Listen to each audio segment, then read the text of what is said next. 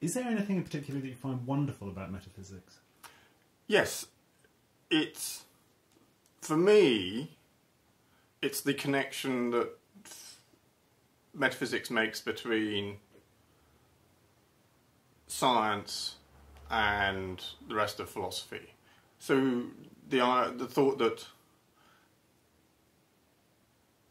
science answers some really important questions about the world, but it leaves some questions and puzzles unanswered, and that's where philosophy kicks in. And sometimes the philosophy gives way to science in the sense of it becomes a science, and one sees that in history of philosophy in the way that what we now call psychology really started off as philosophy in the hands of people like Hume and Smith and others, and Bain, and then became its own fully fledged subject in its own right. And in some ways, I think that's to philosophy's credit that it gives birth to sciences, and I think that's true.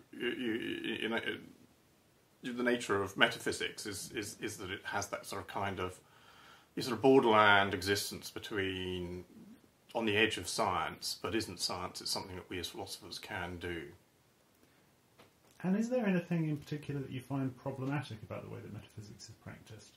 Yes. It follows on from what I was just saying, and that's the practice of metaphysics in a way that almost studiously ignores what we learn from science, and is happy to play with hypotheses and possibilities that you are manifestly ruled out by science, and or couldn't fit in with a metaphysics that is sensitive to the demands of science. That I find somewhat absurd, because what we really are interested in is finding out the truth, not showing how clever we are, and and therefore you're fitting in with stuff that we know to be true from science. I think has got to be an important desideratum for metaphysics, and I'm afraid to say not all my colleagues share that view.